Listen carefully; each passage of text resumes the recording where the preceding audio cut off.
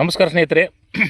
ಇವತ್ತಿನ ದಿವಸ ಸೀಗೆ ಹುಣ್ಣಿಮೆ ಪ್ರಯುಕ್ತ ಉತ್ತರ ಕರ್ನಾಟಕ ಭಾಗದ ಅಪಾರವಾಗಿರ್ತಕ್ಕಂಥ ಎಲ್ಲ ರೊಟ್ಟಿ ಜೊತೆಯಲ್ಲಿ ತಿನ್ನುವಂಥ ಎಲ್ಲ ಪದಾರ್ಥಗಳನ್ನು ಇವತ್ತು ಸೀಗೆ ಹುಣ್ಣಿಮೆ ಸಂದರ್ಭದಲ್ಲಿ ಮಾಡ್ತಾರೆ ತಾಯಂದಿರು.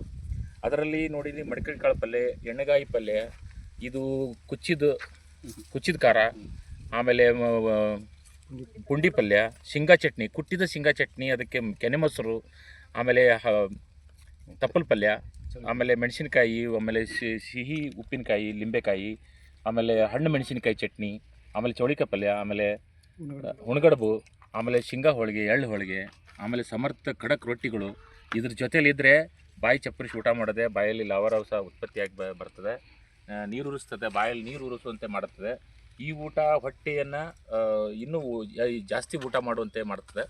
ಹೀಗಾಗಿ ಇಂಥ ಊಟವನ್ನು ಮಾಡಿ ಆರೋಗ್ಯಪೂರ್ಣವಾಗಿರ್ತಕ್ಕಂಥ ಜೀವನವನ್ನು ಎಲ್ಲರೂ ಕಳೆಯಬೇಕಂತೇಳಿ ನಾನು ಕೇಳಿಕೊಳ್ಳುತ್ತೇನೆ.